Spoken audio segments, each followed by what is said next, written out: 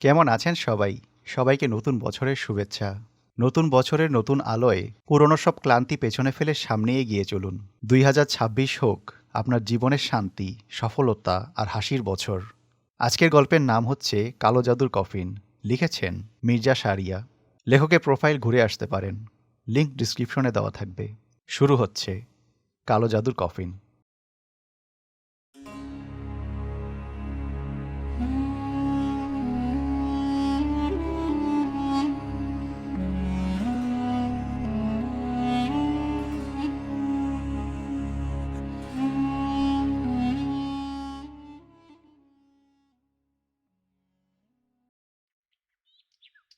হানিফ চোখ মুছল।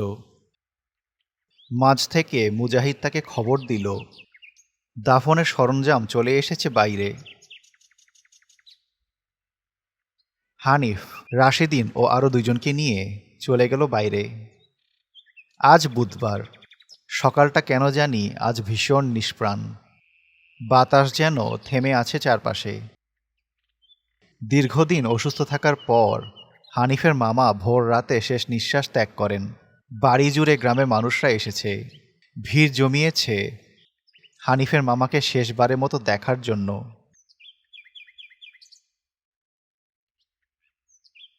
হানিফ বাইরে বেরিয়ে আসতেই খুব কষ্টে নিজের কান্নাকে থামালো।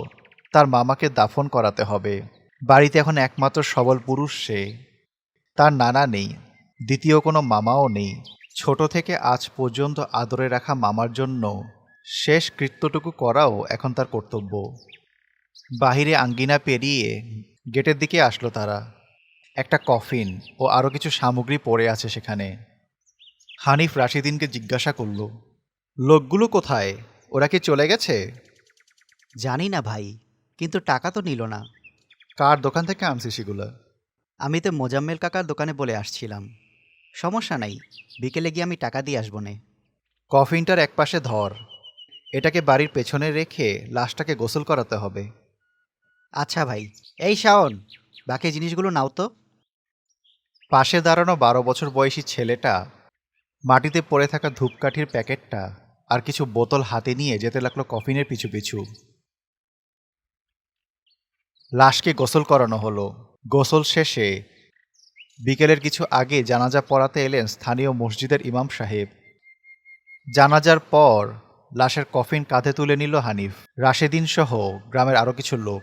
হানিফের মামার সাথে তাদের ছিল আত্মীয়তা, তারাও এসে যোগ দিল কফিন নিয়ে যাওয়ার জন্য। কবরস্থানের পথ এখান থেকে বেশ কিছুটা দূরে। কফিন নিয়ে সেখানে পৌঁছাতে পৌঁছাতে সন্ধ্যা হয়ে গেল। রাস্তায় কফিন নেওয়ার সময় বেশ কিছু লোকজন বলাবলি করতে লাগলো লাশটার কফিনের উপরে নাকি তারা এক কুকুরকে বসে থাকতে দেখেছে, যার চোখগুলো লাল রঙের। কবরস্থানে কফিন নামিয়ে হানিফ সহ আরও কিছু পরিচিত যুবক হানিফের মামা লাশটিকে দাফন করিয়ে দিল।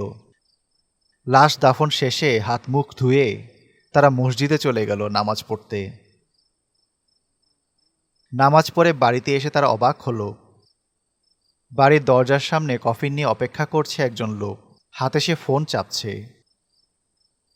হানিফ এগিয়ে গিয়ে টর্চের আলো ফেলল লোকটার মুখে। আরে আরে আলো নামাও, আমি মোজাম্মেল, বাজারের মোজাম্মেল কাকা। আলো কিছুটা নামিয়ে ফেলল হানিফ। সে ভ্রু কুঁচকে বলল, মোজাম্মেল কাকা, আপনি এখন এই সময় আমাদের বাড়িতে?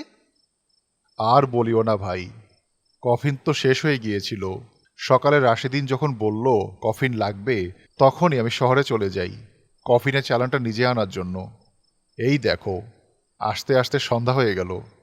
তোমার মামার লাশ কোথায়? লাশ কি এখানে না মসজিদে?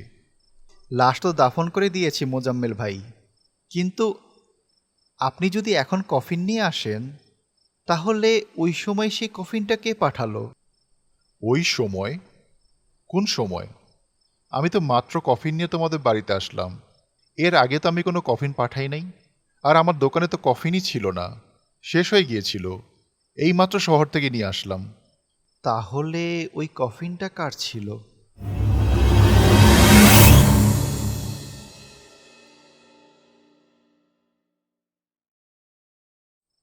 সেই দিনের পর থেকেই হানিফ যেন বদলে গেল। সে প্রায় সময় চুপচাপ একলা থাকে, খাবারও ঠিকমতো খায় না। তার মা কত করে ডাকেন তাকে, বাইরের আলো বাতাসে যেতে বলেন, কিন্তু সে যায় না। বাইরে বেরোলেই মৃত্যু। সেদিন হানিফের মামার কফিন যারাই উঠিয়েছিল তারা একে একে রহস্যজনকভাবে মারা যেতে থাকে। গ্রামের উত্তরপাড়ার রশিদ মিয়া, যিনিও সেদিন হানিফের সাথে কফিন তুলেছিল, তাকে তার ঘরে মৃত অবস্থায় পাওয়া গেল। শরীরে কোনো আঘাতের চিহ্ন নেই, চোখ দুটো খোলা, যেন আচমকা কিছু দেখে তিনি ভীষণ ভয় পেয়েছেন। বাজারে চায়ের দোকান করত হাসিব আলী, সেও কফিন তোলার 3 দিনের মাথায় তার দোকানে মৃত অবস্থায় উদ্ধার হয়। ঘাড় উল্টো দিকে বাঁকানো, যেন লোকটাকে নিয়ে ছেলে খেলা করেছে কোনো বিরাট জন্তু। কফিন তোলার 7 দিনের মাথায় মারা গেল রাশেদিনও। রাশেদিন হানিফের ছোট্টবেলার বন্ধু। তাকে তার ঘরেই মাথা কাটা অবস্থায় পাওয়া যায়। দিন যতই যাচ্ছে কফিন তোলা লোকগুলোর ভয়ানকভাবে মৃত্যুগুলো হচ্ছে। কফিন সেদিন তুলেছিল 10 জনের মতো। এর মধ্যে 9 নাম্বার জন হল বৃদ্ধ আলিস ফকির। সেও গতকাল ধান মারাই মেশিনে পুরো শরীর ঢুকিয়ে ছিন্নভিন্ন করে ফেলেছে। আর এবার তার পালা। হানিফ দরজা খুলে বেরিয়ে এলো। পথেই তার মা তাকে জিজ্ঞাসা করল, হানিফ, কোথায় যাস তুই বাবা? সাবধানে থেকো মা, ঘরের দরজা আটকে ফেলো। আমার জন্য চিন্তা করো না, আর আমি যদি না ফিরি তাহলে কষ্ট পেও না।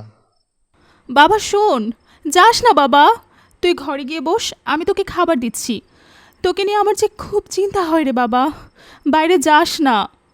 মা, আমি না গেলে মৃত্যু আমাকে খুঁজে নিবে। হাত পা গুটিয়ে তো বসে থাকতে পারি না মা। আমি না ফিরলে কষ্ট পেও না, আমি তোমার সাথেই আছি সব সময়। হানিফ দাঁড়া, হানিফ। হানিফ চলে যায় বাড়ি থেকে। হাইওয়ের পাশ ধরে হাঁটছে সে। সন্ধ্যা তখন ধীরে ধীরে রাতের রূপ নিচ্ছে। হেডলাইট জ্বালিয়ে একের পর এক গাড়ি ছুটে চলেছে হাইওয়ে ধরে। ঠান্ডা বাতাস বয়ে এনেছে কালো মেঘ। দূরে কোথাও বজ্রপাত হলো। সেই কফিনটা কার? কে পাঠিয়েছিল? কোথা থেকে এসেছিল সেটা? জানতে হবে, যে করেই হোক জানতেই হবে। এটা কালো জাদুর কফিন। হানিফ থেমে দাঁড়ালো। মুহূর্তেই চারপাশ কাটিয়ে কথাটার মালিককে খোঁজার চেষ্টা করলো সে। এই কফিন তারা বানিয়েছে যারা মানুষকে শয়তানের গোলাম বানাতে চায়। কে তুমি? কোথা থেকে কথা বলছো? আর আমি তোমাকে দেখতে পাচ্ছি না কেন? অদৃশ্য কখনো দৃশ্যমান হয় না। পথ চলতে থাকো, আমি তোমায় সব বলবো। হানিফ হাইওয়ের পাশ ধরে এগিয়ে চলল। এক গুপ্ত কাল্ট গ্রুপ এই কফিন বানিয়েছে। তারা শয়তানের পূজারী। তারা কফিন ছোঁয়া মানুষকে মেরে ফেলে, আর সেই মৃতদেহ শয়তানকে উৎসর্গ করে। এই কাল্ট গ্রুপ কি চায়? কেন এরকম করছে তারা? তারা ক্ষমতা চায়, রাজত্ব চায়, কিন্তু তাদের সব প্রচেষ্টা যে ব্যর্থ হবে তা তারা জানে না। ব্যর্থ কিভাবে? রাজত্ব শুধু তারই হয় যে সৃষ্টি করে, আর সৃষ্টি কখনো রাজত্ব কায়েম করতে পারে না। এসব বন্ধ হবে কিভাবে? তাদের মৃত্যুর মাধ্যমে। তুমি কে? তুমি এত কিছু জানো কিভাবে? আমি তো তুমি। মানে? হঠাৎই এক নিয়ন্ত্রণ হারিয়ে যাওয়া ট্রাক সজোরে ছুটে এলো হানিফের দিকে।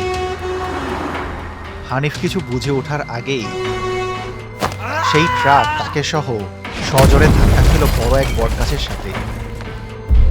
মাঝখানে পৃষ্ঠ হয়ে গেঁথে রইল হানিফের দেহ। চোখগুলো যা নিংড়ে বেরিয়ে আছে।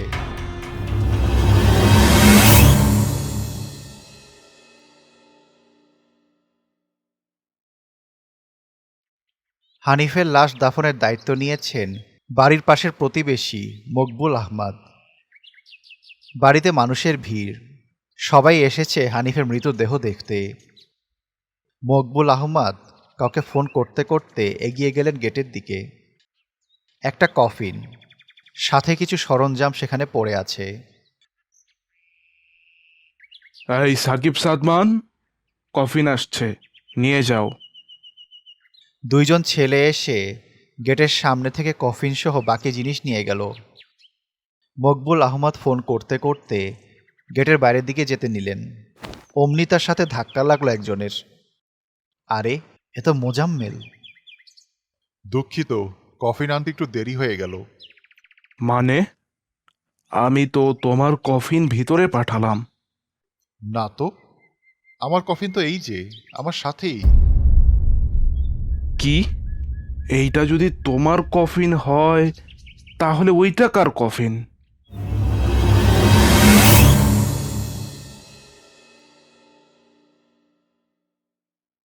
Animated stories, best channel you ever seen.